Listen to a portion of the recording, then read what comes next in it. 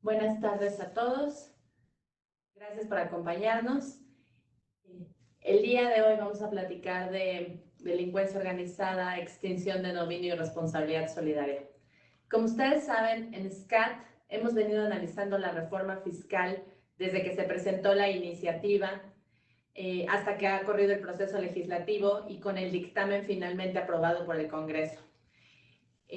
Hace algunas semanas tuvimos nuestro desayuno para analizar justamente este dictamen final y con motivo de ello platicamos, entre otros temas, de la responsabilidad solidaria y la delincuencia organizada, pero pues para los que estuvieron presentes tuvimos que hacer un corte de ese análisis para dar paso al resto de los temas que ocupaban en aquella plática.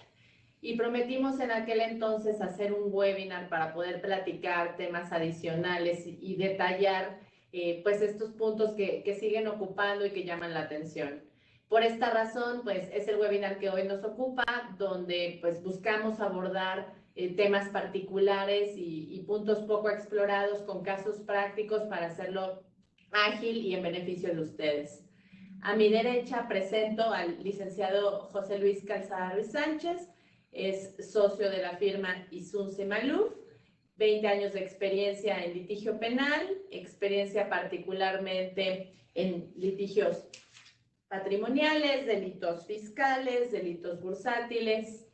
A mi izquierda, el licenciado Alejandro Landa Montaño, socio fundador de Landa Abogados, abogado por la Escuela Libre de Derecho, con maestría en Derecho Privado por la Universidad de Anáhuac, experto en litigio fiscal,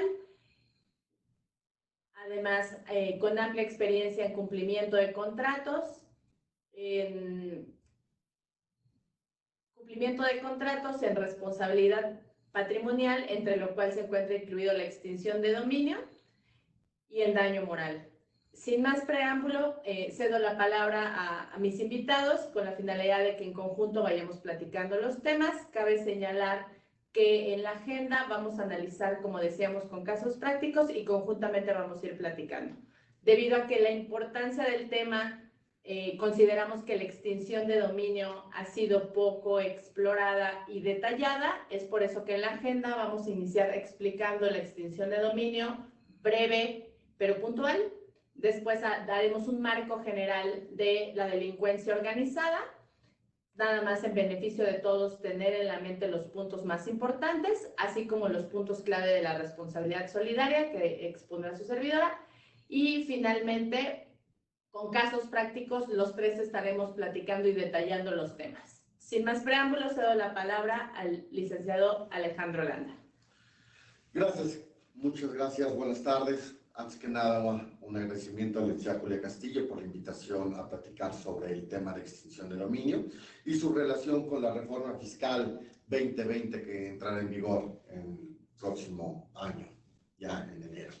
Y bueno, entremos al tema para acortar tiempos. Lo primero que tenemos que preguntarnos es ¿qué es la extinción de dominio? ¿Y qué es la ley de extinción de dominio? En primer lugar, tenemos que señalar que esta ley de extinción de dominio entró en vigor a partir de la publicación en el Diario Oficial de la Federación el 9 de agosto de este año, del 2019. A partir de la entrada en vigor de esta ley, se derogaron de forma automática la Ley Federal de Extinción de Dominio y las leyes de extinción de dominio de cada uno de los estados de la República. Por eso, al día de hoy, solamente existe una sola ley que regula el marco jurídico al cual se tienen que someter todas las autoridades, tanto federales como locales. Y por lo tanto tenemos que platicar y explicar un poco qué es la extinción de dominio.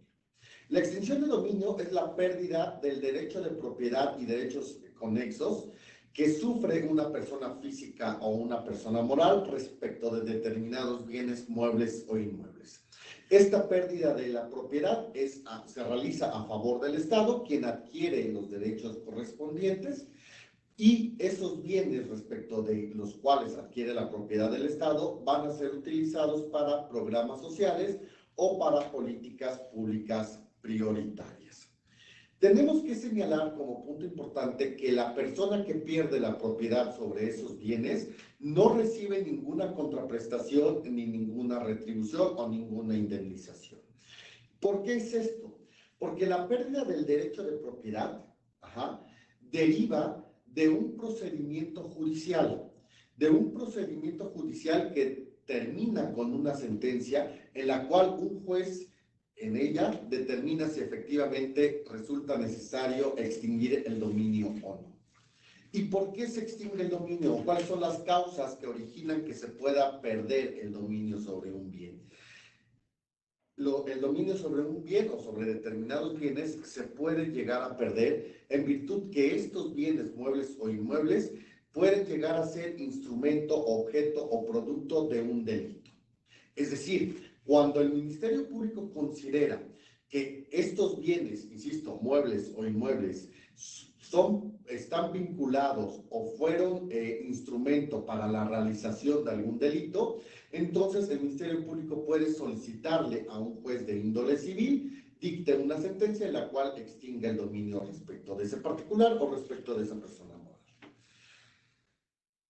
La siguiente pregunta es, ¿todos los delitos pueden originar la extinción de dominio? No. La respuesta nos las da el artículo 22 de nuestra Constitución, que se repite en el artículo 1 de la Ley de Extinción de Dominio. Como podemos ver en la lámina, estos son los delitos que van a originar la extinción, lo que pueden generar la extinción de dominio. Para nuestros efectos o para efectos de esta plática, los que nos interesa es principalmente el de delincuencia organizada, que como lo explicará en un momento más el licenciado José Luis Calzada, viene o puede llegarse a configurarse en cuestiones fiscales o en algunas cuestiones fiscales en específico. Cuando se comete alguno de estos delitos y hay bienes involucrados en la realización, entonces el Ministerio Público puede solicitar al juez de una sentencia en la cual se decrete que esos bienes que estuvieron involucrados se pierda el dominio a favor del Estado. Esto es muy importante comentarlo porque en el juicio que se tramita para llegar a una sentencia de extinción de dominio es un juicio de índole civil o de naturaleza civil. ¿Esto qué quiere decir? Y esto tiene gran importancia. ¿Por qué? Porque al ser un juicio de naturaleza civil, es un juicio completamente autónomo e independiente de los procesos penales o de los procesos fiscales que se puedan originar de una misma conducta. Por lo tanto, el juicio civil se lleva ante un juez de naturaleza civil en un juicio completamente independiente, el cual tiene sus propias formalidades, sus propios plazos, sus propios términos, y que desemboca en una sentencia judicial. El hecho que sea un juicio autónomo también trae diversas consecuencias. ¿Cuál es la consecuencia primordial que acarrea esto? La principal consecuencia es que bajo esta nueva ley de extinción de dominio, el Ministerio Público puede iniciar este juicio.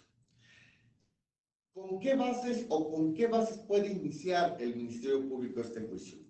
No es necesario que el Ministerio Público cuente ya con una sentencia dictada por un juez penal en donde se haya decretado la comisión del delito respectivo. Es decir, el Ministerio Público no tiene que acudir antes a un juez penal para que el juez penal dicte una sentencia y con esta sentencia el Ministerio Público pueda empezar el juicio de carácter civil. La nueva ley establece que el Ministerio Público puede iniciar el juicio civil teniendo única y exclusivamente una investigación de la cual se desprendan indicios, presunciones o fundamentos sólidos que infieran simplemente la existencia o la posibilidad de comisión de un determinado delito. Es decir, no necesitamos o no se necesita que ya esté declarada la comisión del delito. Basta con que existan meras presunciones de la comisión del mismo. Esto implica que el Ministerio Público, con esas meras indagatorias, pueda acudir ante un juez civil e iniciar el juicio correspondiente. Juicio en el cual va a seguir el trámite, como ya dije, una demanda, una contestación, un periodo de pruebas, un periodo de alegatos y una sentencia. Y en este juicio se va a predominar la oralidad, que es la tendencia que en nuestra legislación establece. Del estudio conjunto que hemos hecho de esta ley, hemos encontrado ya diversas herramientas y diversos instrumentos que permitirían una defensa adecuada dentro del juicio para obtener una sentencia favorable a los intereses de los particulares. Pero también hemos encontrado cuestiones de constitucionalidad que se pueden hacer valer a través del juicio de amparo, una vez que la persona ya esté involucrada en este tipo de procedimientos. También es importante mencionar que dentro del análisis que hemos hecho a la ley, hemos encontrado que el juicio de extinción de dominio no es el principal reto al cual se van a enfrentar las personas.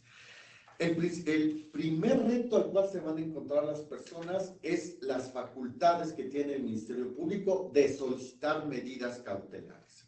¿Y a qué me refiero con esto?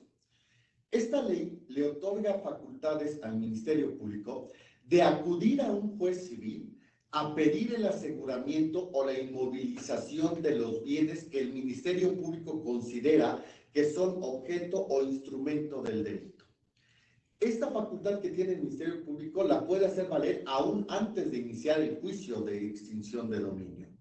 Es decir, cuando el Ministerio Público considera que hay bienes involucrados en la comisión de un delito y existe el riesgo real de que estos bienes puedan llegarse a ocultar, a dilapidar, a enajenar o a vender, el Ministerio Público puede acudir con la mera presunción de esta cuestión, puede acudir al juez civil y pedirle al juez civil que inmovilice estos bienes. ¿Y esto qué va a implicar? Esto implica que el titular o el propietario de estos bienes ya no va a poder utilizar esos bienes, ya no los va a poder usar, ya no va a poder disponer de ellos. Esto que es propiamente la medida cautelar que puede solicitar el Ministerio Público, la puede solicitar, insisto, desde antes de dar inicio al juicio. Y en el momento en que el juez decrete la inmovilización de estos bienes, el Ministerio Público a partir de ese momento va a tener 40 días para decidir si presenta o no presenta la demanda de extinción de dominio. Es decir, el Ministerio Público va a dejar inmovilizados esos bienes durante 40 o incluso puede aumentarse a 60 días cuando existan fundamentos que así lo considere necesario aumentar el plazo. Esos bienes van a quedar inmovilizados durante ese tiempo y durante ese tiempo el Ministerio Público hará las investigaciones necesarias y determinará si presenta o no presenta la demanda. Si presenta la demanda en esos 40 o 60 días, la inmovilización de los bienes va a quedar de esta manera hasta que concluya el juicio de extinción de dominio. Si el Ministerio Público decide no presentar la demanda, entonces la inmovilización o el aseguramiento se va a levantar. El problema es, y el problema práctico que vemos, es que la persona que se vea afectada con esta medida va a estar imposibilitada de utilizar sus bienes durante ese periodo. Y imagínense ustedes las consecuencias que puede acarrear, por ejemplo, para una empresa que le congelen sus cuentas bancarias durante 40 o 60 días. Si bien es cierto, al final de ese plazo el Ministerio Público decide no presentar la demanda, se levantará la inmovilización sobre las cuentas y las podrá utilizar. Pero ya los perjuicios que se le causen a esa empresa por no poder disponer de ese dinero o de esos bienes, o que se le quite a una persona su casa, pues esos perjuicios muy difícilmente se van a poder recuperar. Si bien es cierto, tendrá derecho a reclamar daños y perjuicios, ya hay daños que no podrán reponerse a pesar de esa situación. Entonces vemos que esto es la principal situación o el primer problema al cual se pueden enfrentar las personas. Insistiendo que ya hemos encontrado diferentes deficiencias dentro de la ley que nos van a poder brindar una defensa sólida, no solamente dentro del procedimiento, sino a nivel constitucional a través de la vía de amparo. Y planteando este panorama general de la ley de extinción de dominio, entraremos más a fondo y a situaciones más concretas en los diferentes ejemplos y casos prácticos que pondremos durante la secuela de esta plática. Muchas gracias. Gracias, licenciado Landa. Muy interesante lo que nos comentas, porque entonces eso significa que este juicio es totalmente independiente de esta parte penal y el procedimiento y las acciones penales que se van a seguir, de la responsabilidad fiscal solidaria que se puede generar. Y por lo que nos comentas, es un juicio donde esta medida precautoria con el aseguramiento de bienes pues puede generar un impacto muy importante en los bienes del contribuyente, de algunas personas, y es algo que vamos a detallar en los ejemplos que vamos a señalar en la mayor parte de nuestro tiempo. Ahora quisiéramos hacer una recapitulación breve de la parte conceptual, lo más importante del tema de delincuencia organizada, solamente para poner en contexto. La mayoría de nuestros escuchas seguramente ya lo trae muy claro, pero simplemente es para poner el contexto de los temas que vamos a ir abordando. José Luis, muchas gracias, por favor. Muchas gracias. Primero agradecer a la licenciada Julia Castillo por esta invitación y a los amigos de SCAC por estar aquí con ustedes. En términos generales, lo que habíamos y que seguramente ustedes ya conocen es la reforma del 8 de noviembre de 2019 publicada en Diario Oficial de la Federación, que establece dos cuestiones muy específicas respecto a los delitos de orden fiscal. Para ser concreto, contrabando y su equiparable, y la defraudación fiscal y su equiparable, así como lo que se refiere a la enajenación, adquisición, venta de CFDIs correspondientes a operaciones no existentes o que son falsos. En todos y cada uno de los casos, lo que nos hizo el legislador para todos los efectos es crear que esos delitos sean de delincuencia organizada y que se les aplique la prisión preventiva en caso del inicio de un proceso. ¿Qué significan estas dos cuestiones muy en concreto? Que sean delitos de delincuencia organizada implica en primer lugar que de repente muchas veces lo vemos como un agravante, una conducta delictiva, pero que en su naturaleza lo que ha hecho la Fiscalía General de la República, los juzgados, es manejarlo como un tipo penal independiente. ¿Qué implica la delincuencia organizada? Que 3 o más personas se organizan para en forma continua o reiterada cometer delitos. Ciertos delitos que son los que nos está dando la ley federal contra la delincuencia organizada. ¿Qué delitos son estos? Por la regla general estábamos en los que se nos hacen más comunes, ¿no? Para esos efectos, el terrorismo, el secuestro, la trata de personas, etcétera. Ahora suben estos delitos fiscales, y al subir estos delitos fiscales lo que le permite a la Fiscalía General de la República en su momento y a los jueces en el momento procesal oportuno es aplicar técnicas de investigación que son más agresivas, mucho más fuertes, mucho más difíciles, como puede ser la realización de escuchas telefónicas, como puede ser la aplicación de términos especiales, como puede ser la duplicidad del término cuando existe una flagrancia, es decir, que una persona es detenida, el término normal es de 48 horas, aquí nos dan 96 horas, es decir, 4 días para tener retenido a una persona mientras se realiza la investigación. La aplicación de un conjunto de técnicas como puede ser el testigo protegido, como puede ser escuchas o incluso autorización a agentes federales encubiertos para todos los efectos, y esos son aplicables ahora para estos delitos, los previstos en el 102, 105 del Código Fiscal de la Federación, 108 y 109, fracciones muy específicas, y también el 113 bis, siempre y cuando el monto del perjuicio que se genere sea superior a 7.804.230 pesos, 7.800.000 y tantos mil, vamos a decirlos en términos generales. Cuando supere esa cantidad, se puede manejar como delincuencia organizada todos y cada uno de estos delitos que señalamos, y la dificultad que implica para la defensa de aquellos que resulten imputados. Más aún, si estamos viendo que la delincuencia organizada nos implica la existencia de 3 o más personas, muy necesariamente, cuando encuentre estos supuestos la Fiscalía General de la República, el órgano investigador, lo que va a tratar no solamente ubicar a quienes firmaron, a quienes participaron en primera instancia en esa conducta, sino tratar de encontrar esa organización, esos elementos que existen para investigar la existencia de una delincuencia organizada. ¿Cuál es la otra consecuencia que tenemos de esta reforma? Es calificar estos mismos delitos como aquellos de prisión automática oficiosa. ¿Qué implica ello?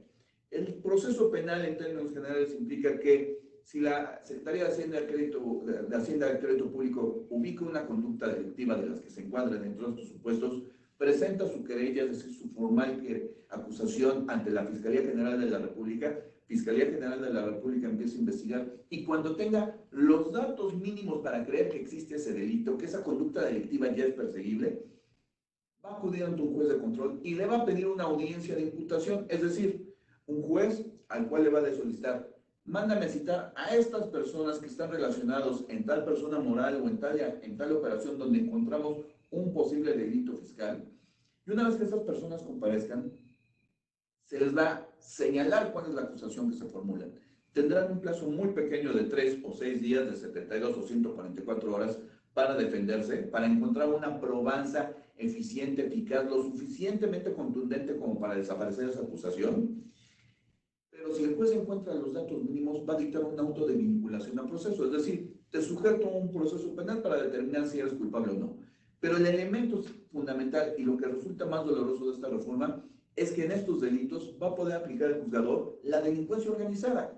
La prisión automática oficiosa, es decir, inmediatamente tendrán que ingresarlos a la cárcel, al centro de reclusión inmediato, para que durante la etapa del juicio, de investigación complementaria y de juicio, se encuentren a la disposición del juzgado al interior del reclusorio. Esa es la realidad y la gravedad de estas conductas que se están modificando para todos los efectos para aplicar este tipo de prisión preventiva.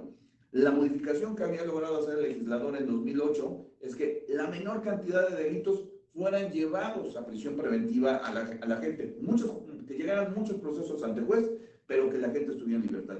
En este caso en preciso, implica necesariamente que la gente va a estar ingresada en prisión y durante ese proceso de que están ingresados en prisión, que puede extenderse de 2 meses e incluso hasta 24 meses que va a durar la investigación complementaria, es decir, el extra de investigación que va a realizar el Ministerio Público y el proceso penal. Eso es lo más trascendente que tendría que señalar de este punto. De acuerdo, muchas gracias, José Luis. La solidaria que vamos a analizar en esta plática, necesitaríamos 4 elementos indispensables. Un crédito fiscal ya determinado, bienes insuficientes de la sociedad contribuyente a quien se haya determinado el crédito, que se actualice alguna de las causales que platicaremos en los ejemplos para hacerlo mucho más ágil, y que se trata de las contribuciones causadas durante la gestión de los administradores directores o en la calidad de socio en el caso de los socios y accionistas. Está la discusión en la mesa y la debemos retomar porque en los ejemplos vamos a profundizar los sujetos que expresamente reconoce la reforma y los sujetos que queda en duda el alcance que podría llegar a tener o no. Los sujetos expresamente establecidos, recordemos, socios, accionistas, quien tenga conferida la dirección general, la gerencia general o la administración única. Sujetos posibles, o donde está la gran discusión, directores generales, gerentes, consejeros, representantes legales, el consejo de administración mismo. Y en los ejemplos que vamos a poner vamos a ir detallando estas partes. Recordemos que la responsabilidad solidaria no debería de aplicar retroactivamente, lo que significaría que este nuevo esquema de causales y forma que se actualiza debería de ser a partir de las contribuciones causadas en 2020 y hacia adelante. Los socios está limitada su responsabilidad al límite de sus aportaciones y respecto de la parte que no sea cubierta por el patrimonio de la sociedad contribuyente, mientras que los administradores y gerentes la responsabilidad es ilimitada en su persona, pero limitada a la parte que no alcance a ser cubierta con el patrimonio de la sociedad. Con esto estamos cubriendo la parte teórica que queríamos abordar con la finalidad de poner en contexto estos temas, y entonces ahora vamos a analizar casos prácticos donde conjuntamente los tres vamos a ir abordando los distintos aspectos que pensamos que se van actualizando y que vale la pena destacar. En cada uno de los ejemplos nos vamos a detener un poquito más, justamente porque la finalidad es esa, poder explorar algunos aspectos. En el caso 1, ¿por qué iniciamos con una visita domiciliaria? Piensen ustedes, eso es lo que tradicionalmente conocemos. Una visita domiciliaria, digamos que esa parte va a seguir igual, el ejercicio de facultades de comprobación por parte de la autoridad fiscal, donde van a conocer o verificar el cumplimiento de las obligaciones fiscales Pero queremos empezar con un ejemplo sencillo que puede detonar, digamos, el inicio o no de esta parte penal para ponerlo en un contexto práctico de cómo podría llegar a suceder. Entonces, si ustedes piensan en una visita domiciliaria, para que recordemos la parte más general de lo que la conforma, empieza con una orden de visita, con un acta parcial de inicio. En medio se emiten actas parciales. Si ustedes recuerdan, en cada acta parcial es el requerimiento de documentación que se tiene que exhibir en ese momento, y si no se puede, nos dan un plazo de 6 días donde regresa la autoridad y otra acta parcial donde se hace constar las cosas que se exhibieron. Una última acta parcial donde nos dan a conocer las observaciones, 20 días para desvirtuar las observaciones, la emisión de un acta final, y a partir de que se emite el acta final, desde el acta parcial de inicio hasta el acta final, la autoridad tuvo 1 año para hacer todos esos procedimientos, y a partir de que se emite el acta final, 6 meses para que la autoridad emita un crédito fiscal.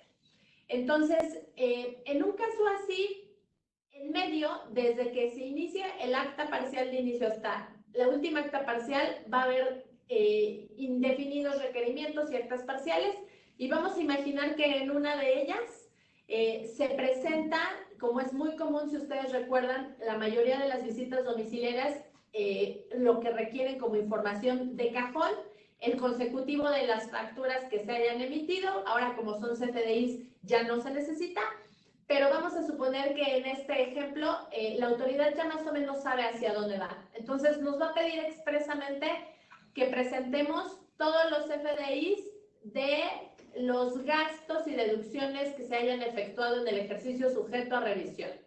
Y dentro de dentro de esa documentación comprobatoria se encuentra un supuesto donde existen operaciones inexistentes. Y particularmente servicios, que como nosotros sabemos es uno de las categorías donde generalmente puede llegar a existir estos temas de operaciones inexistentes. No quiero decir que todos los servicios, solamente quiero decir que las operaciones inexistentes del 69 usualmente están vinculadas a servicios. Y vamos a suponer que entonces dentro de ese paquete que se entrega en un acta parcial durante la visita, van una o más CFDIs que tienen estas operaciones inexistentes por servicios. En un plano puramente fiscal se traduciría en la no deducción y por tanto eventualmente en el crédito fiscal en el que nos determinen impuestos sobre la renta. Pero ¿qué va a pasar? Ahora debemos de considerar un elemento adicional. Le cedo la palabra al licenciado Calzada. Muchas gracias.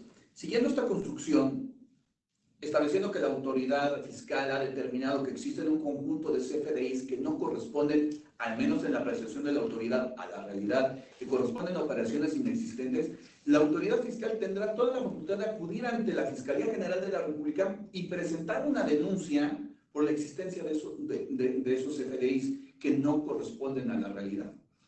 ¿Eso qué implica? Que se inicie un proceso penal, una carpeta de investigación. Más aún, vamos a suponer que ese conjunto de operaciones sumen una cantidad superior a los 7.800.000 pesos, que es el supuesto que nos está manejando la ley, la reforma fiscal, para establecer que puede ser de delincuencia organizada. Entonces, se presenta la denuncia, empieza a realizar su investigación el Ministerio Público, y con el nuevo sistema de justicia penal, reiterando lo que habíamos señalado hace unos momentos, en el sentido de que el fin es llevar más asuntos ante los jueces, no para que haya más gente detenida, sino para que se puedan dirimir esas controversias. En ese sentido, el Ministerio Público solamente tendrá que allegarse de lo mínimo, no tendrá necesidad, incluso formalmente, no tendría la obligación incluso de mandarnos llamar. Podría integrar los elementos básicos de su expediente, imaginemos en este ejemplo hipotético, pero muy cercano a la realidad, que decide investigar a quién emitió los CFDIs y resulta que esa persona no existe o ya se levantó. Bueno, ya tengo elementos suficientes para creer que ese conjunto de documentos presentados para la visita domiciliaria no corresponden a la realidad. Y más, en el caso que nos ocupa la licenciada Castillo, que son servicios, no existen materialmente con qué corroborarlo, con qué checarlo, con qué verificarlo. Y teniendo lo mínimo el Ministerio Público para creer que existe un posible delito, pueden acudir ante un juez, es un juez de control. Ese juez de control oral penal nos va a mandar citar. ¿A quién va a mandar citar? Segura y probablemente lo primero que va a hacer es citar al representante legal, a la persona que firmó esas órdenes de notificación, aquel que entregó, el que atendió las órdenes de notificación o presentó las declaraciones patrimoniales. Lo atendió, lo va a mandar llamar. Pero en eso va a venir la investigación del Ministerio Público y le va a preguntar, oye, ¿quién está arriba de ti? Bueno, pues seguramente ha de tener un director, un jefe inmediato. Bueno, esa persona seguramente sabe de qué se trata estos problemas. Vamos a subir a una dirección de finanzas. Vamos a suponer que llame a 2 o 3 personas dentro de la empresa. Los va a mandar citar. En caso de no comparecer a esa cita que nos hace el juez, puede librar una orden de aprehensión. Esa es la realidad. Así podrá a lo mejor hacer 1 o 2 citas más, pero tarde que temprano librar una orden de aprehensión y tendrán que comparecer. Vamos en el supuesto de que se trate de un supuesto del 113 bis, en el cual las facturas o el conjunto de CFDIs presentados sean superiores a los 7.800.000 pesos que nos prevé. Se citan, comparecen, van acompañados de abogados y demás, y el Ministerio Público les va a imputar una conducta delictiva. Les va a señalar, usted probablemente cometió esta conducta delictiva. Si el juez estima que existen los elementos suficientes, puede ordenar el inicio de un auto de vinculación, es decir, dictar un auto de vinculación, sujetar a las personas a un proceso penal, pero aparte, imponerles, por ser una delincuencia organizada, imponerles la prisión preventiva. Es decir, esas personas llegan al reclusorio, al juzgado del reclusorio, y se pasan directo al interior del reclusorio. Y de ahí, iniciado ese proceso, el Ministerio Público puede seguir investigando. Hay una etapa que denominamos investigación complementaria, es decir, es una etapa legal en la cual el Ministerio Público va a seguir recabando elementos de prueba. También se podrán recabar elementos de defensa. Y en esa puede venir la construcción y puede ir subiendo. Si nosotros checamos el 113 bis, en su último párrafo, nos hace referencia al artículo 400 bis del Código Federal, del Código Penal Federal. Ese artículo nos habla de operaciones con recursos de procedencia ilícita. Y en ese conjunto, en esa operación que estamos desarrollando, en este esquema que les estamos planteando, la investigación del Ministerio Público puede ir creciendo y puede ir, bueno, este dinero y estas direcciones y el establecimiento de cómo se maneja la empresa, seguramente llega una dirección general y de esa dirección general hay un consejo de administración, un presidente del consejo de administración, el cual es el que indica cómo deben realizarse las operaciones. A mayor abundamiento, existe una figura extra en este sentido, que es la del testigo colaborador o el principio de oportunidad. Si alguna de las personas que se encuentran involucradas, vamos a suponer que sea la primera persona que fue detenida, la que atendió la diligencia, ella puede tener el ofrecimiento de la Fiscalía General de la República de decir, dime quiénes fueron, dime quiénes te dieron, dime si hay un esquema al interior de la empresa con el fin de presentar estos FDIs, estas figuras, estos documentos falsos. Si tú me los entregas, tú puedes salir libre o tu pena puede ser inferior. Entonces, eso sigue creciendo. Y siguiendo este artículo de 410 del Código Penal Federal, estos recursos de procedencia ilícita, y siguiendo el tema de la extinción de dominio que planteó el licenciado Alejandro Landa, circulan por la sangre de la empresa. Ese dinero pasó y al momento en que empezó a subir y a escalar en toda esta proporción, puede llegar tanto a los bienes que se compraban con ese dinero en la empresa, a lo que se rentó, e incluso al reparto de utilidades y dividendos de los socios, lo cual puede crear un problema general grave a toda la estructura de la empresa, porque a final de cuentas lo que está buscando la empresa es una delincuencia organizada, es una estructura que puede tener una figura legal, pero que también puede ser de hecho que están organizados para cometer un delito. Y si la autoridad tiene los elementos, logra juntar lo mínimo que necesita para decir, yo creo que varios de esa empresa están organizados para obtener ese resultado, podría ir creciendo la problemática legal, incluso llegar hasta los socios. En ese sentido, si entendemos bien, en el ejemplo que ponemos, con la persona, digamos, el caminito que posiblemente seguiría esta investigación sería la persona que atendió la visita, porque esa persona fue la que materialmente presentó. Y posiblemente esta persona, pues, cuando a base de las preguntas que le hagan, pues va a apuntar al representante legal que firmó la declaración, porque al final, pues, esta es la información que estoy presentando que corresponde al ejercicio. Y el representante legal, pues, a su vez, forma parte de un equipo que calculó y determinó el impuesto de la declaración que se presentó, y a su vez forma parte de una dirección de finanzas.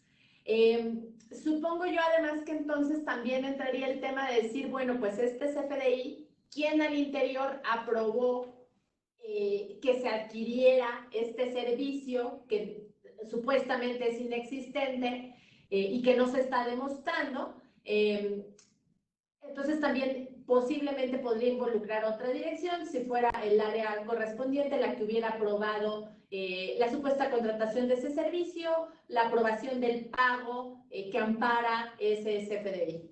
Efectivamente, al final de cuentas, lo plantea muy bien la licenciada Castillo. Todo esto va a ir creciendo y cuando nos vamos a tratar de defender ya sea ante la autoridad fiscal, que a lo mejor nuestra defensa es una cuestión más formal, pero también ante la autoridad ministerial, vamos a tratar de darle lo necesario para que sepan que no quisimos hacer nada malo o que quien lo hizo es una área muy concreta y muy respectiva de toda la empresa. Pero conforme le voy presentando información a la autoridad es de, bueno, ¿me quieres justificar que ese servicio sí existió?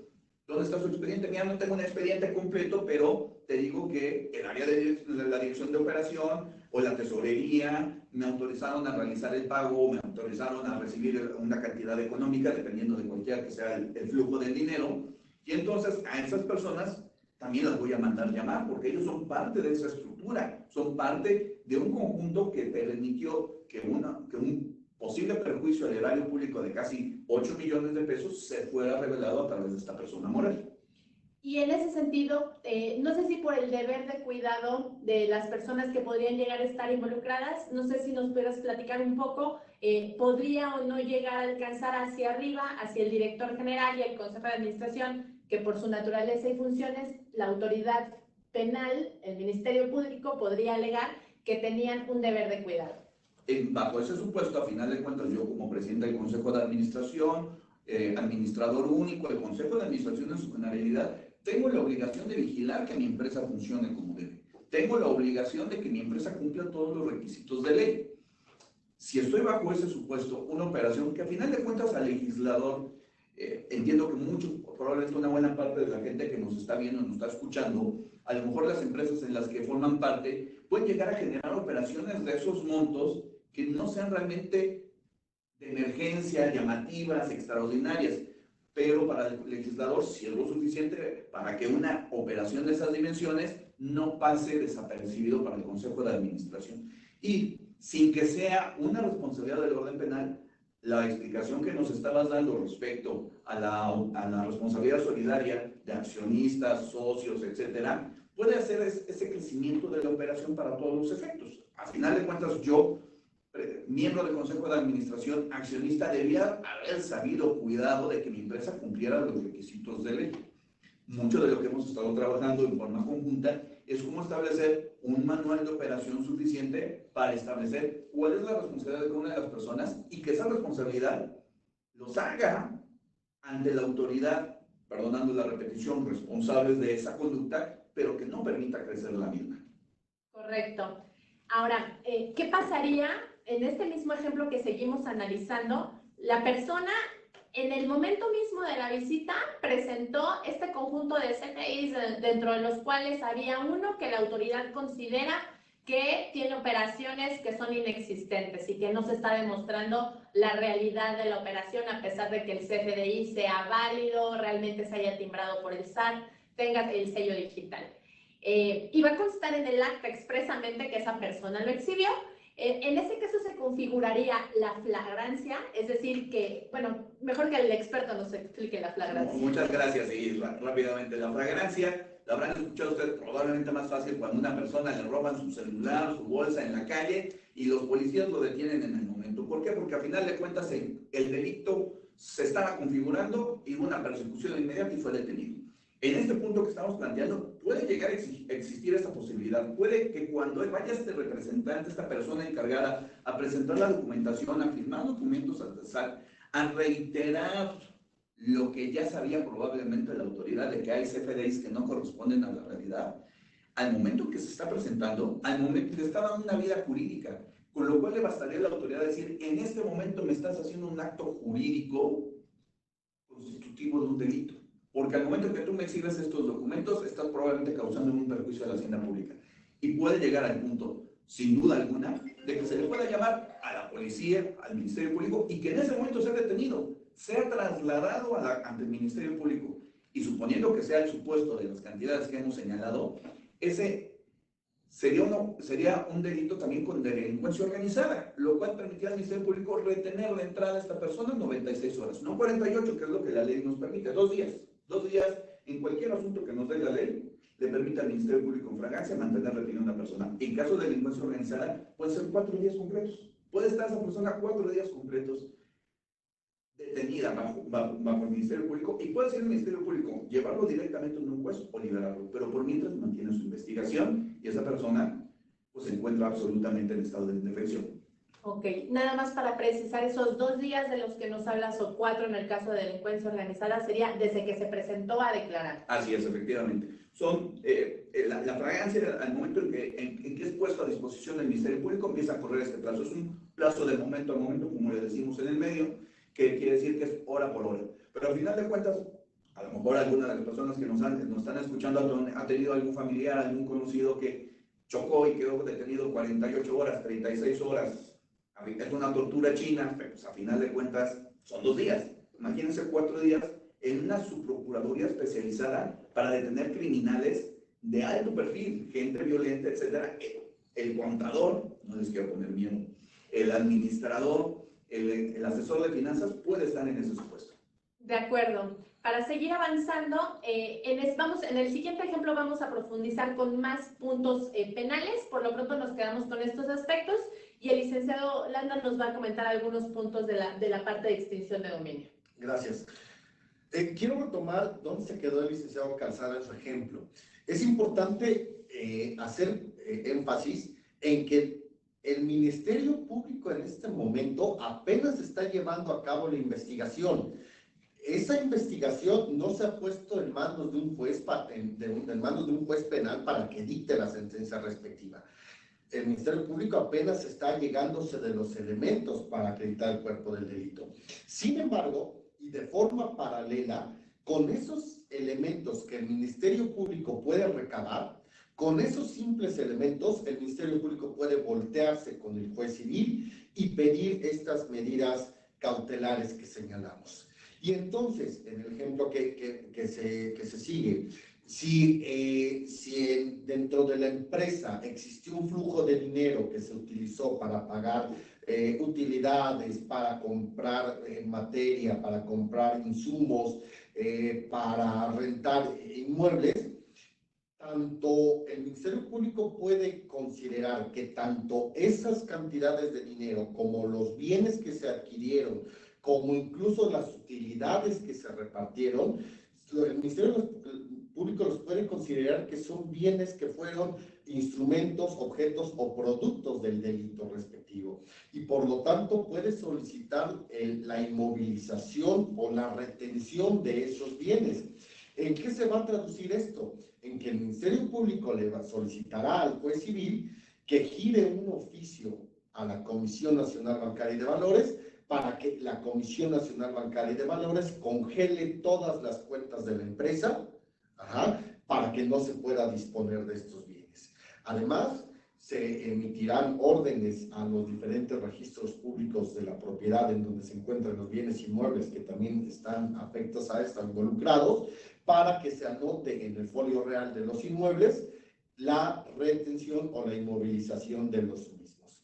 Incluso puede, una vez que se ha concretado o materializado esta medida cautelar, esos bienes no van a quedar en manos de la persona física o persona moral. Esos bienes se van a trasladar y se van a poner a disposición del Instituto de Administración de Bienes y Activos, que es el órgano del Estado que tiene la facultad de administrar y conservar los bienes que son retenidos como consecuencia de la comisión de un delito.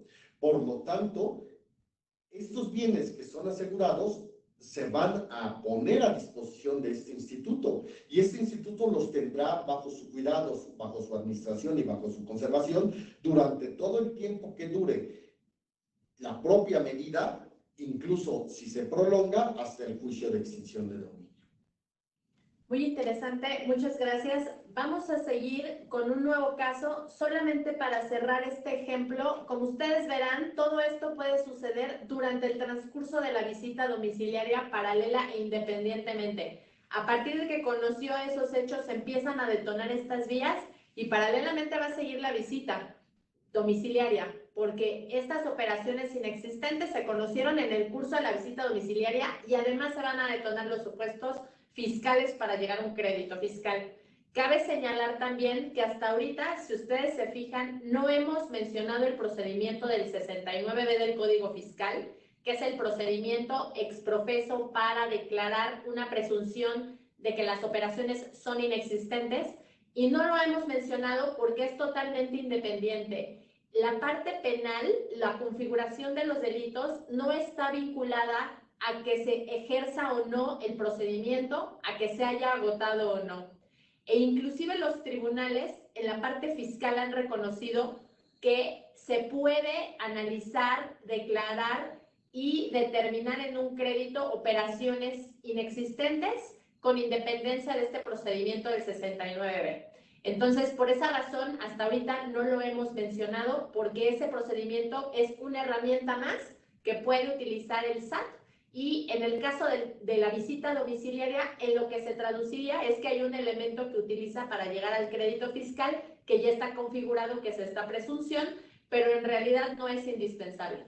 Y por la parte de la extinción de dominio tampoco, porque está basada en los elementos mínimos que se tengan en la investigación penal. Entonces, como ustedes verán, todos estos elementos se van a configurar independientemente de este procedimiento del 69B de operaciones inexistentes. Pasamos a un segundo caso o ejemplo donde vamos a analizar un poquito más a detalle qué pasaría durante la revisión hasta llegar a la responsabilidad solidaria de los socios o accionistas, y detallando un poco más ahora en este caso algunos elementos de extinción de dominio y complementando algunos temas penales que todavía vale la pena comentar. En el caso de una revisión de gabinete, es exactamente lo mismo, como todos ustedes saben, inicia con una solicitud o requerimiento de información, hay requerimientos de información en medio, la única diferencia es que la información se exhibe en las oficinas de las autoridades, mediante escrito y anexos de la información que se presente. Culmina con un oficio de observaciones donde nos dan a conocer el resultado de los hechos y omisiones que pueden entrañar el incumplimiento de obligaciones. El contribuyente tiene 20 días para desvirtuarlos y transcurridos los 20 días la autoridad tiene 6 meses para emitir un posible crédito fiscal o una liquidación. Vamos a suponer en este ejemplo otra vez las operaciones inexistentes. Pero ahora hay una diferencia importante porque ya no tenemos a una persona que en un acta se haya hecho constar que exhibió, la persona que atendió la diligencia. Si ustedes recuerdan, en una visita domiciliaria, quien puede atender la diligencia puede ser cualquier persona que el contribuyente designe o inclusive una persona que designe el visitador. En la revisión de gabinete, como la información se presenta en las oficinas de las propias autoridades y se presenta por escrito, tiene que ir firmada por un representante legal. Entonces, en este mismo ejemplo de qué pasaría si existen algunos CFDIs que amparan operaciones que pueden considerarse inexistentes, en ese caso, digamos que la persona responsable sería el representante legal que firmó el escrito con el cual se exhibió la declaración y con el cual se exhibieron los CFDIs que pudieran estar en discusión. Entonces,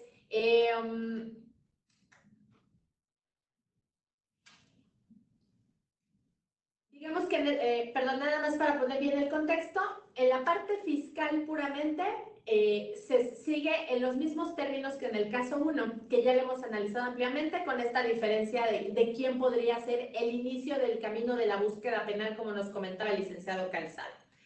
Entonces, vamos a pensar ahora si nos colocamos en la fase del crédito fiscal. Ciertamente la autoridad, como analizamos en el ejemplo 1, tendría la posibilidad de iniciar su investigación durante la ejecución o el desarrollo de la fase de auditoría, como lo pusimos en la visita domiciliaria y como lo ponemos en este caso 2 en la revisión de gabinete. Nada se lo impide. pero en la práctica usualmente la autoridad inicia sus facultades de investigación en un ámbito penal hasta que ya existe un crédito fiscal. Eso significa que la ley no lo limita, pero materialmente en la práctica hasta estos momentos es como ha sucedido. Por esa razón, en el caso 2, nos vamos a colocar en el supuesto donde ya está el crédito fiscal. Y entonces se van a detonar estas 3 vías que hemos venido platicando. A la derecha del crédito fiscal, el juicio de nulidad, que es la vía tradicional que conocemos en contra de este crédito. Vamos a promover un medio de defensa, se va a seguir todo el curso para declarar la legalidad o ilegalidad. En ese crédito fiscal, entre otras cosas, va a estar la discusión de que hay algunos servicios que se consideran inexistentes, esté o no el proveedor en el 69B, va a seguir el curso. Pero independientemente de ese juicio, se haya o no resuelto, van a venir estas 2 acciones, la consecuencia penal y la consecuencia civil. Entonces, ahora vamos a profundizar como usualmente esperaríamos que suceda a partir de que existe un crédito fiscal. Entonces, en esta ocasión le cedo primero la palabra al licenciado Landa para que continúe platicándonos el tema de la extinción de dominio. Gracias. Siguiendo con este tema de extinción de dominio, tenemos que señalar que el Ministerio Público, que es la autoridad que tiene la facultad de iniciar el procedimiento de extinción de dominio, cuando tenga los elementos necesarios, y dentro de la fase preparatoria que se le conoce así en la ley, puede llevar a cabo las investigaciones necesarias. Incluso la propia ley establece que si el Ministerio Público está llevando a cabo una investigación, para él, en este caso, no vale o no se puede hacer valer la figura del secreto bancario ni del secreto fiscal. El Ministerio Público tiene amplias facultades de investigación ante cualquier autoridad, ante cualquier dependencia. Por eso, cuando el Ministerio Público considera que existen bienes vinculados a un delito de los cuales hemos señalado, puede pedir esta medida cautelar.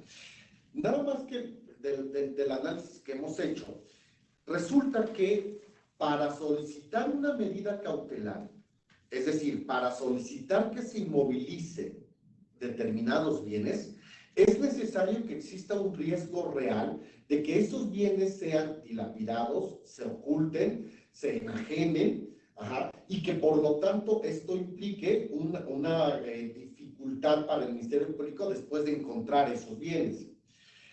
Si bien es cierto, la ley de extinción de dominio establece expresamente que cuando el Ministerio Público le solicite esta medida al juez, existe la necesidad o la presunción de que el juez siempre la tiene que emitir. Sin embargo, ya hemos analizado de forma conjunta varias situaciones y varias herramientas de defensa en las cuales se puede atacar esta medida precautoria para evitar que siga surtiendo sus efectos.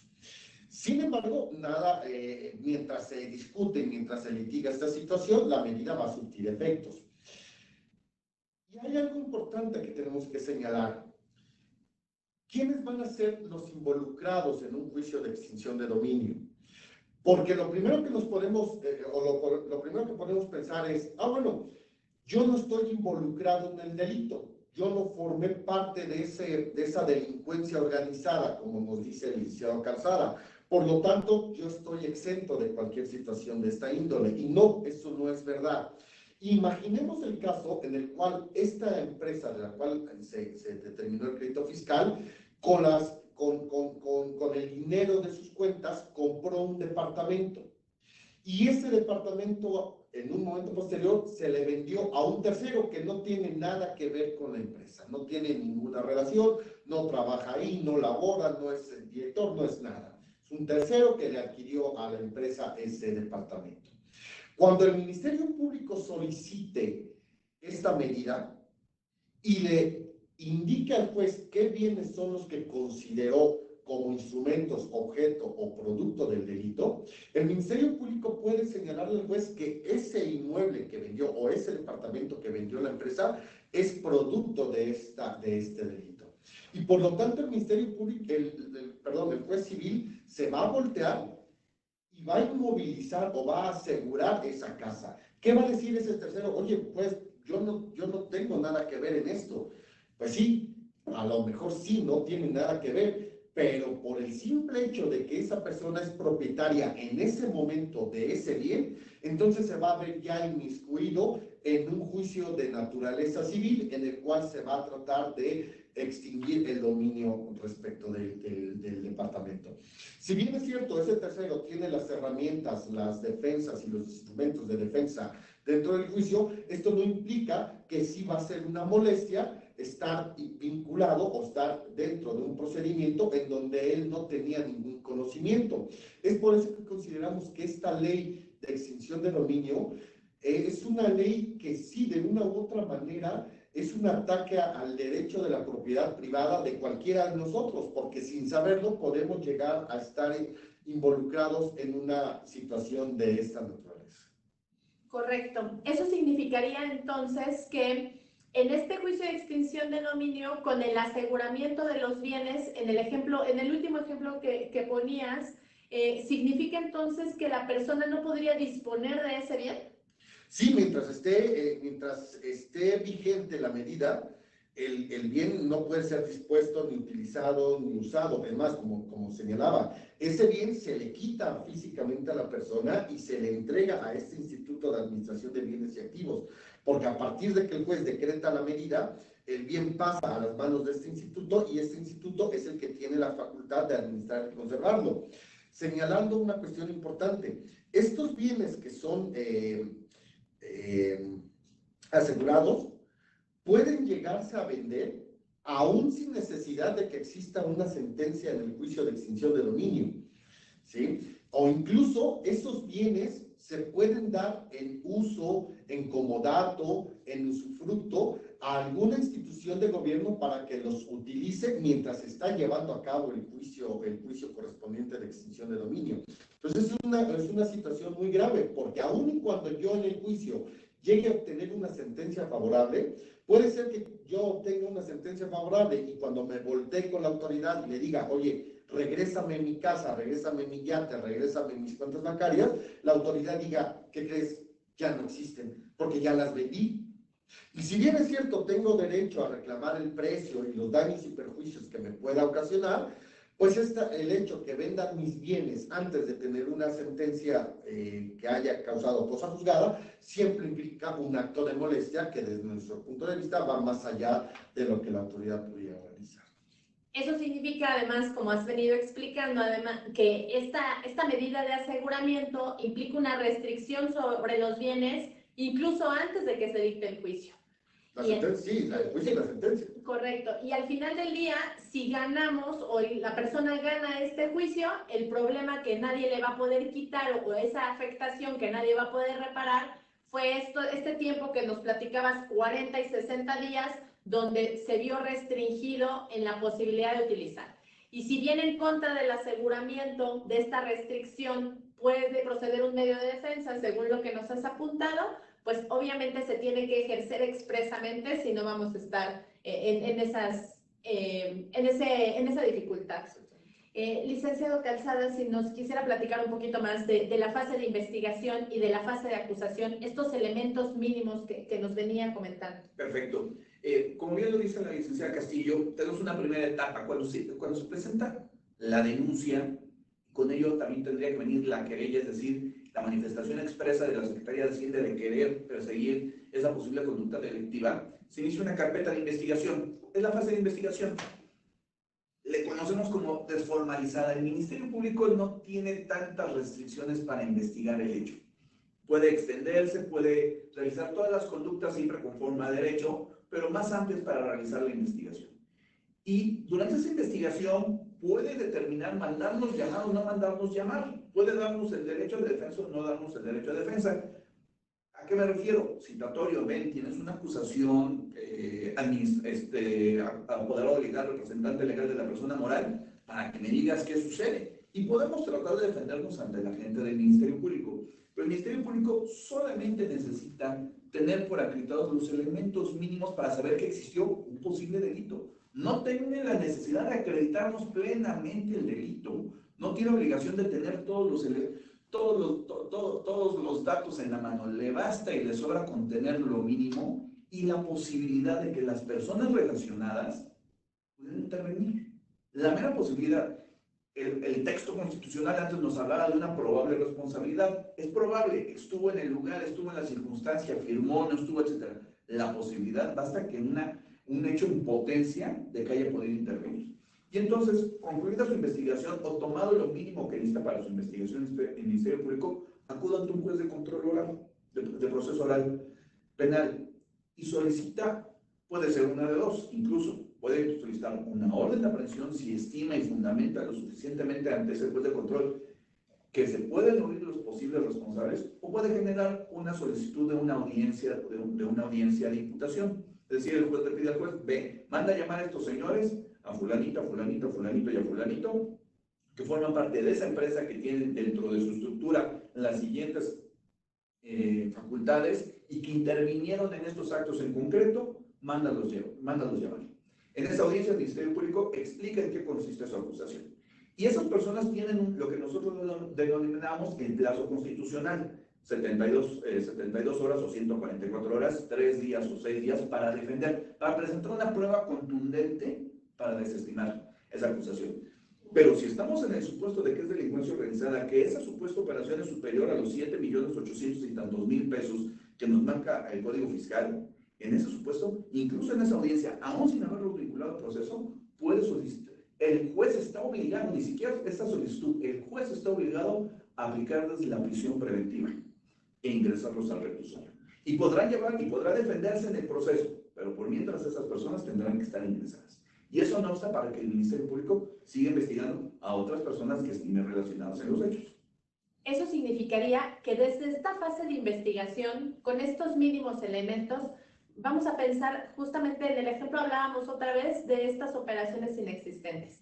Si regresamos al supuesto que da lugar al delito, es la compra o la adquisición de estos FDIs de operaciones inexistentes.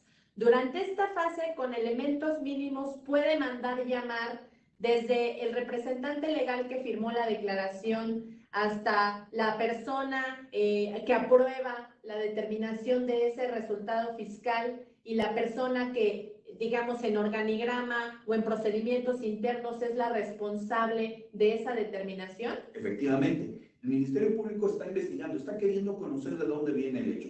Ya tiene una primera persona que forma parte de una estructura. Y lo que el Ministerio Público va a querer saber es si esa estructura está dedicada en forma permanente o reiterada a cometer este ilícito, a cometer este delito. Si se estructuró esa empresa, esa persona moral, por lo tanto, imaginemos, aparte de esa palabra legal, seguramente en algún momento, ya sea en el procedimiento fiscal o al momento de defenderse ante el Ministerio Público, va a llevar su poder. Va a llevar el acta con la cual se le otorgaron las facultades legales y entonces el Ministerio Público, con el mero hecho de revisarlos, va a decir, bueno, quien le otorgó las facultades es fulanito de tal, presidente del Consejo de Administración, administrador único, el director general de la empresa, y por lo tanto recibe indicaciones de él. Vamos a averiguar si esa persona pudo haberle dado las indicaciones para cometer esta posible conducta ilícita. Y así puede ir creciendo la operación y puede ir creciendo por toda la estructura de la empresa. A final de cuentas, cualquiera que haya intervenido y que haya una constancia de que intervino en esa operación en concreto, puede ser llamado por el Ministerio Público. Correcto. Y como en este caso, si pensamos, por ejemplo, ahora en el caso de la defraudación o la defraudación fiscal equiparada, ustedes recuerden que en el caso de la defraudación fiscal, los elementos es con el uso de engaño o aprovechamiento de errores, se omite una contribución en perjuicio del fisco federal.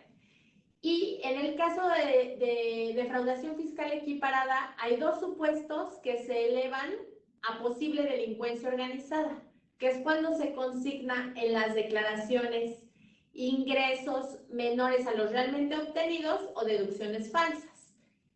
Ese es el primer supuesto de delincuencia de defraudación fiscal equiparada. El segundo supuesto es el caso de simulación, que ustedes saben que es un delito que ha sido defraudación fiscal equiparada desde hace mucho tiempo, pero hasta antes de todo esto la autoridad fiscal lo ha utilizado poco.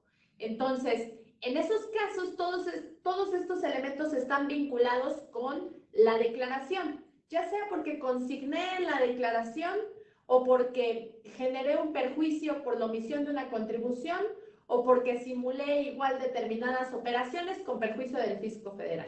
Entonces, en esos escenarios les pregunto a los dos, no es tan fácil identificar un objeto del delito y mucho menos el producto del mismo o el instrumento, porque estamos hablando de dinero. Entonces, al final, cualquiera de estos supuestos forma parte de una canasta que determina, a partir de la cual se determina el impuesto sobre la renta, por poner el ejemplo más sencillo, y con base en eso se hace la determinación de una contribución que se tiene que pagar. Si quisiéramos pensar en el instrumento o en el producto o el objeto del delito, en las dos vertientes, una parte el aseguramiento que se va a generar en la acción civil y por otra parte, pues toda esta investigación e incluso hasta los recursos de procedencia ilícita, pues quisiera que pudiéramos abordar un poco en esos temas. Gracias. A final de cuentas, siguiendo este principio de las operaciones de recursos de procedencia ilícita, déjenme ir a algo más mundano. Imaginemos un cártel de narcotráfico que a final de cuentas utilizan pequeñas empresas para lograr blanquear su dinero, para financiarse, para hacer pasar por el sistema. Y entonces, lo que el legislador en su momento quería castigar es, oye, ese dinero pasa por diversas áreas y utilizaste pequeñas empresas, cuentas bancarias y demás para generar delito. Si yo te las quito, las investigo, las detengo, en ese momento te estoy evitando que produzcas mayores delitos. Lo cual ya se malentendió con todas estas reformas y con una política que estimamos errónea, pero al final de cuentas vamos a poner que entre esa cantidad, la cantidad necesaria, la cantidad para que sea delito de delincuencia organizada, a la cuenta general de una empresa. Ese dinero entra y ya entra en confusión con el resto del dinero que está dentro de esa cuenta bancaria.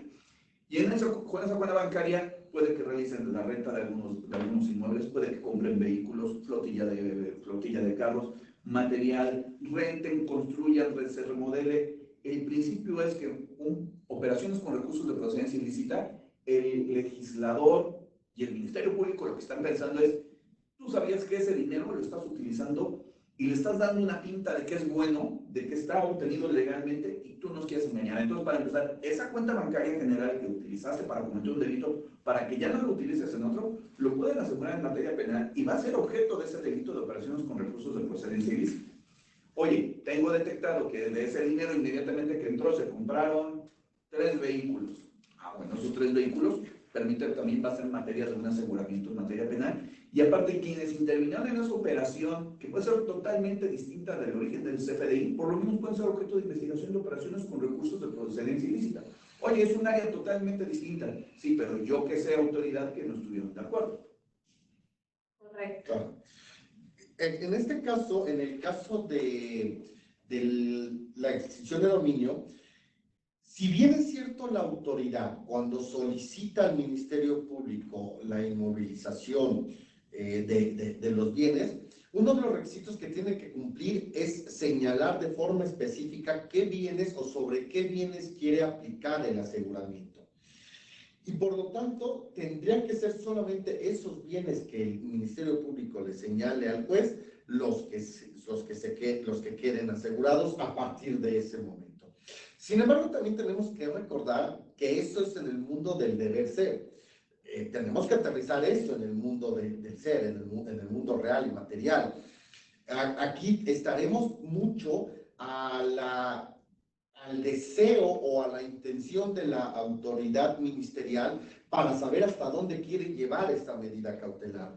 Porque si bien es cierto, el Ministerio Público puede decir solamente la cuenta A es la que se utilizó para efecto de este delito, si el Ministerio Público quiere ejercer un poco más allá de los límites su función, puede llegar a decir, oye juez, es que todas las cuentas de la empresa están involucradas. Y entonces el juez, ante esta presunción que se tiene de tener que aplicar esta medida, el juez podría ordenar la inmovilización de todas las cuentas de la empresa, con todo lo que esto podría acarrear de perjuicio a esa persona moral.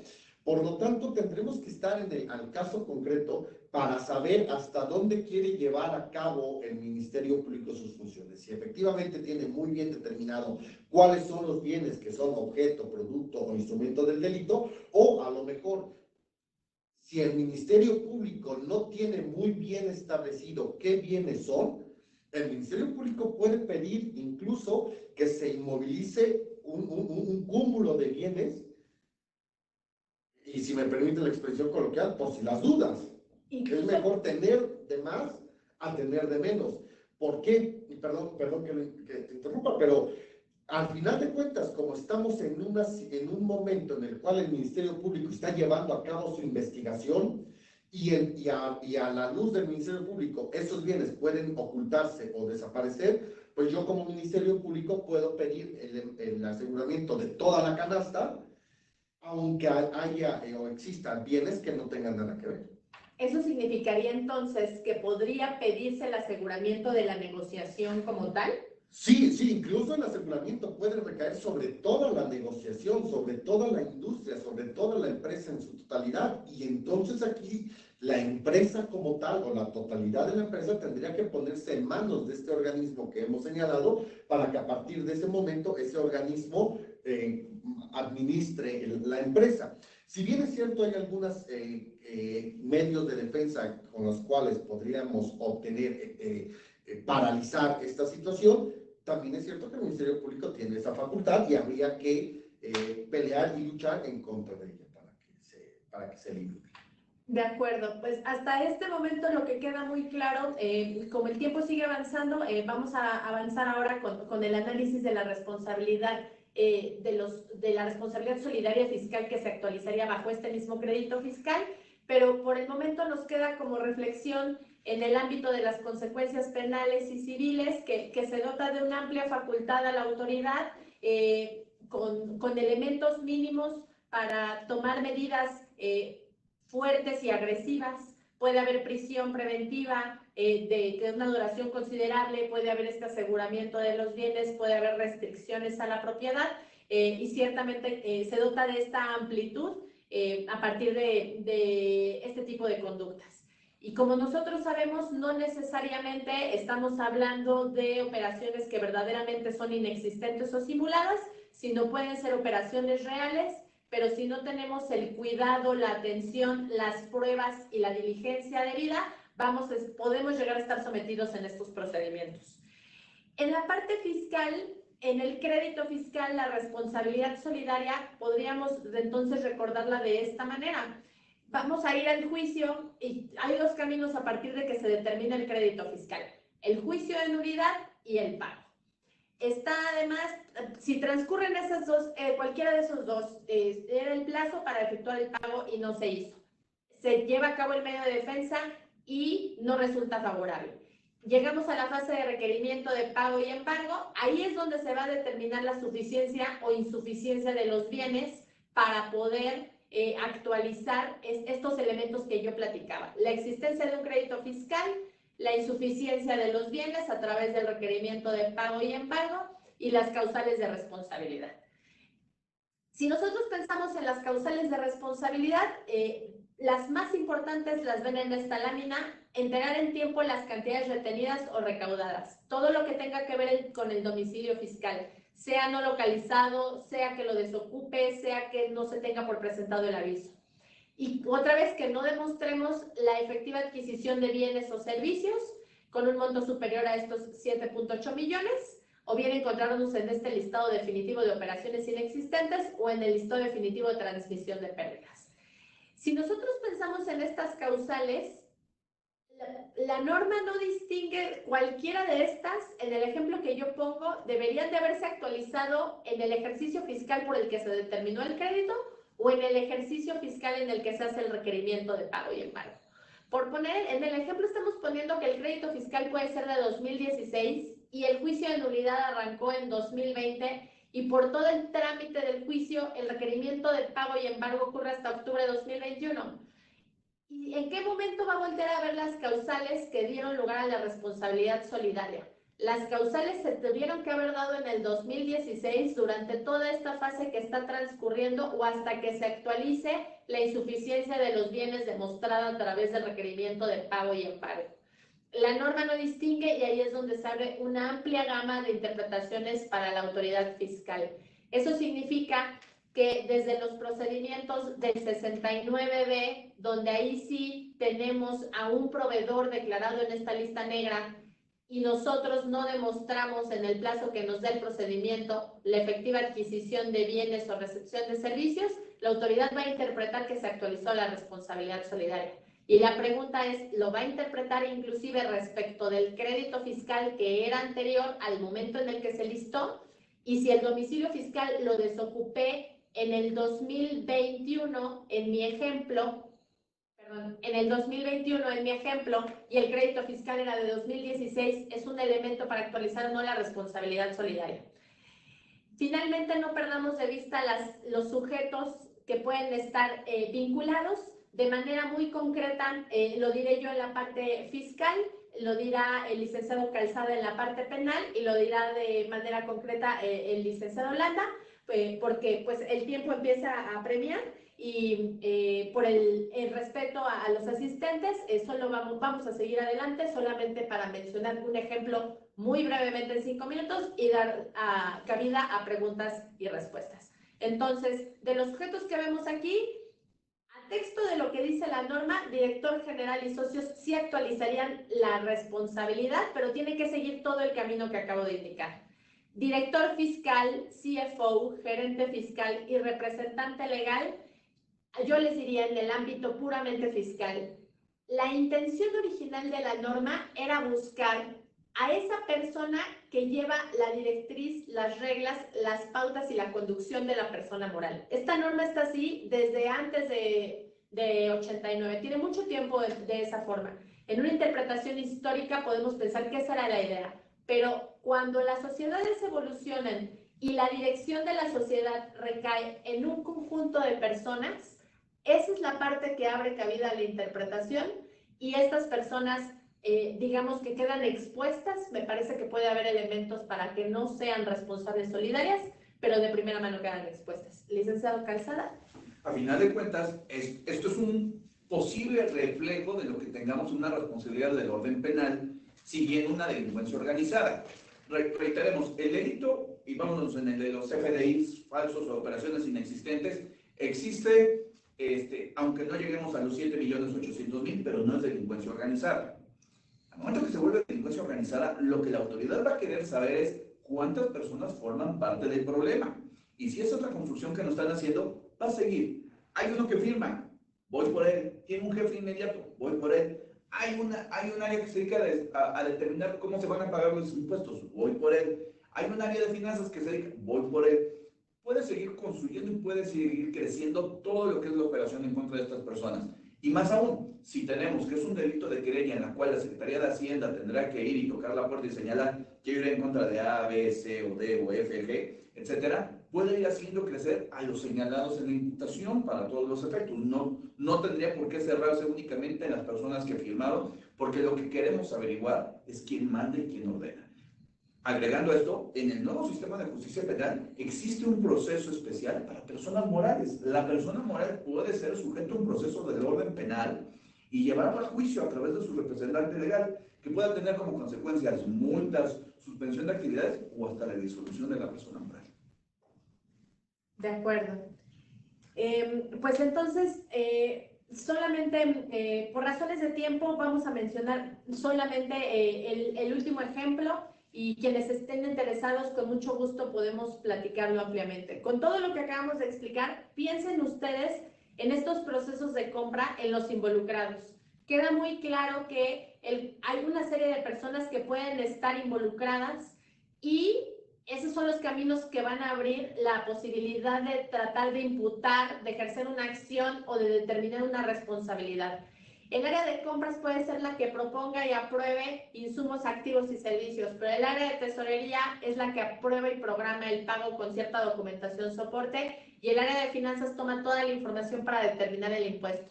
Entonces, de esta manera muy general estamos viendo 3 áreas involucradas y otra vez si lo vemos de cara a las personas que más expuestas pueden estar, ahí es donde se abre una gama muy amplia. Si hacemos aún más complejo este proceso de compra con todo el camino que puede llegar a seguir, tendríamos que preguntarnos cómo están mis procesos internos para poder identificar a todas las personas que pueda llegar a alcanzar.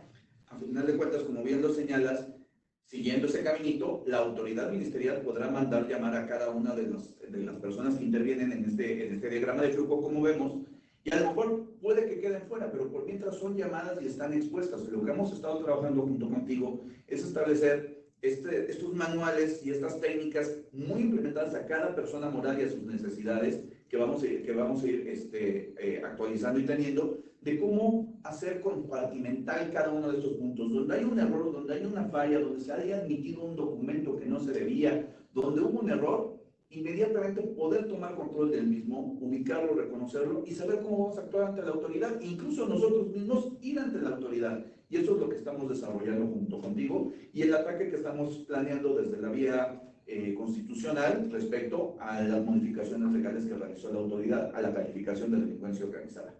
De acuerdo. Esa es la parte final que queremos compartirles, nuestras recomendaciones y el posible medio de defensa que vemos. Consideramos que deben de adoptarse un conjunto de medidas preventivas. Necesitamos revisar al interior los procesos, los involucrados, las personas responsables, las personas que toman decisión.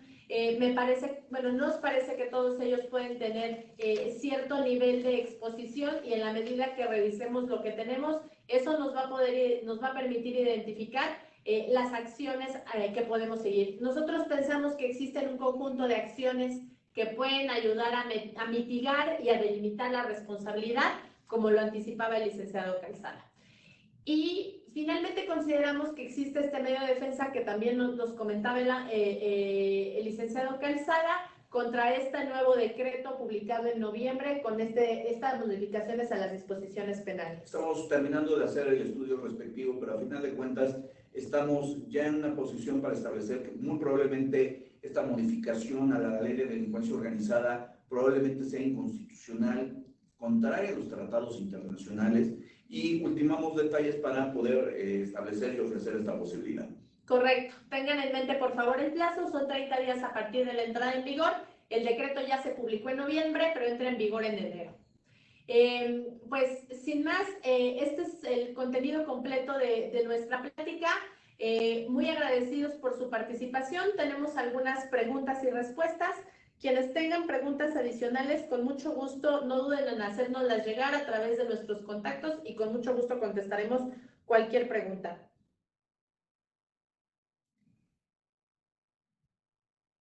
Una de las preguntas que nos hacen dice, ¿qué pasa en las operaciones donde en el 2015 efectivamente me dieron el servicio, pero ahora en el 2019 aparece listado? Las operaciones a las que nos referimos son a partir de 2020 o también aplica a los años anteriores.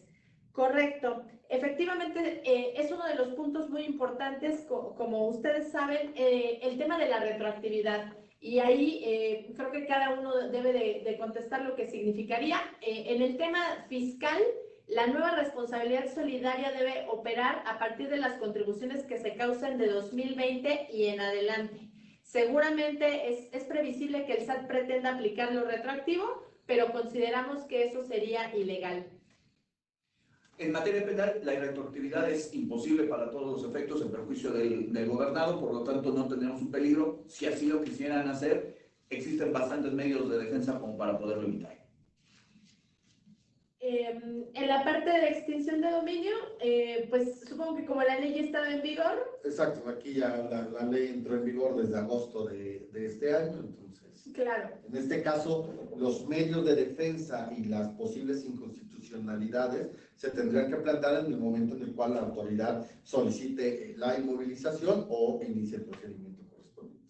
Y si a partir del año que entra ejercieran esta acción de dominio respecto de hechos que ocurrieron antes de la entrada en vigor de esta modificación penal, en ese caso, ¿sería procedente la acción de extinción de dominio y el aseguramiento de bienes? Sí, la ley establece expresamente esa situación.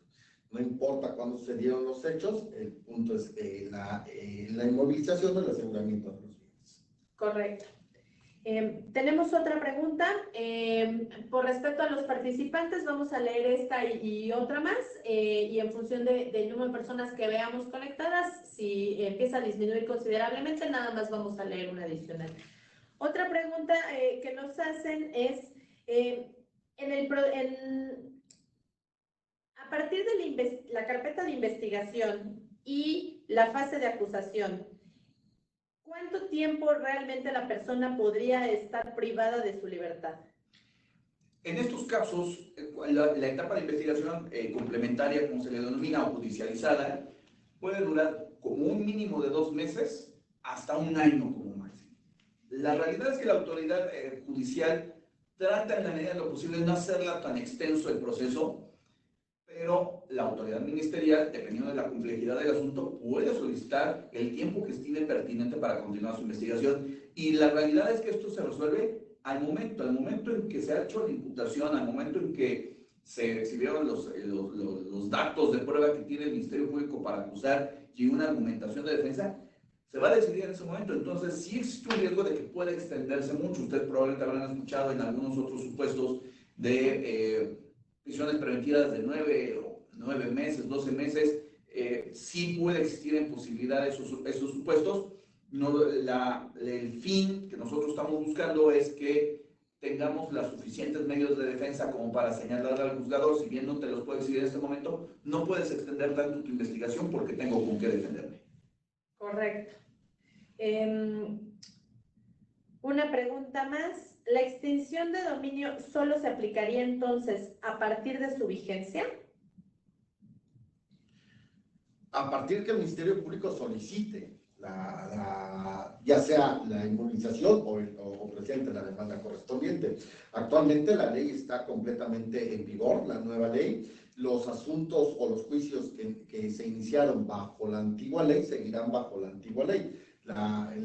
Recordemos que esta nueva está en vigor a partir de agosto de agosto de este año, y incluso el punto aquí es que la acción de extinción de dominio no prescribe tratándose de bienes que son objeto de los delitos que se han señalado. Supongo que esa pregunta está relacionada con este último punto que comentabas, licenciado Holanda, porque nos decías que la ley prevé, en este tema de retroactividad que mencionábamos, si entendí bien, nos decías que la ley prevé que se puede aplicar incluso, en el ejemplo que yo ponía, respecto de hechos que sucedieron a partir de 2020, de todas formas se podría aplicar. Sí, porque al final de cuentas los bienes muebles o inmuebles que son producto, objeto de ese delito o de esas conductas, pues se puede pedir la extinción de dominio de los mismos, derivado que son precisamente los instrumentos de estas situaciones. Aquí, aun cuando no haya entrado o cuando la conducta se llevó con anterioridad a la entrada en vigor de la ley de extinción de dominio, ya la conducta se había realizado. Y si respondiéramos en sentido contrario, entonces estaríamos legitimando el dominio sobre esos bienes derivados de una conducta ilícita, lo cual, pues evidentemente no se podría, porque entonces cualquier bien que cualquier persona hubiera obtenido derivado de un delito, lo estaríamos legitimando por el simple hecho de que no había entrado en vigor la ley. Aunque a su vez podría generar un amplio margen de incertidumbre, por lo menos en el ámbito fiscal, que la autoridad fiscal puede a veces llegar con elementos subjetivos o no plenamente identificados. Por lo que tú nos explicabas, no está vinculado necesariamente a que se haya inclusive ya dictado una sentencia que declare que hay un delito. Y entonces, siendo eso así, si lo entiendo bien, hoy no es delito la compra, la adquisición de estos FDIs con operaciones inexistentes. Hoy no es delito. Va a ser delito a partir de 2020 que entra en vigor esta nueva legislación. Pero eso significa, bajo lo que nos explica el licenciado Holanda, que la acción de extinción de dominio tal vez sí prosperaría respecto de conductas que sucedieron en este año 2019 por estos temas. Nada más una presión. Sí procedería el aseguramiento de los bienes. Okay. Que es muy distinto a que se obtenga, a que la autoridad, a que el Ministerio Público obtenga una sentencia favorable. Afortunada o desgraciadamente, dependiendo del lado en donde nos encontremos, la ley de extinción de dominio presenta muchísimos situaciones que nos permiten una defensa adecuada. Presenta lagunas, presenta contradicciones, presenta inconstitucionalidades, presenta violaciones a derechos humanos, y lo cual podría o se puede utilizar en la defensa durante el juicio. Por eso, si la pregunta es, ¿procede la inmovilización o el aseguramiento de los bienes? Sí, sí procede. Que esto no es igual a que forzosamente tenga que extinguirse el dominio en la sentencia que se dicte en ese juicio. Sería muy siguiendo la misma idea, y solamente para complementar, en el proceso penal, el Ministerio Público tiene para llevarnos a proceso con lo mínimo.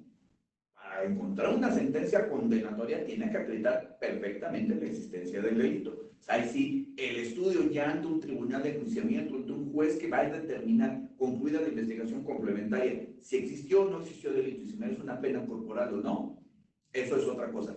Lo que sí, lo que se nos vuelve muy doloroso es la prisión la prisión preventiva automática, que es aplicable en los casos de delincuencia organizada. Me da mucho gusto que este ejemplo que estamos poniendo ha generado mucho interés, porque como ustedes saben, la transmisión es en tiempo real, y en tiempo real nuestros participantes siguen profundizando en el punto, y por el número de participantes que aún vemos conectados, eso me hace pensar que sigue habiendo interés, a pesar de que hemos rebasado en demasía el tiempo. Entonces, voy a nada más leer esos puntos adicionales, porque están llegando en tiempo real respecto de estos puntos que estamos mencionando.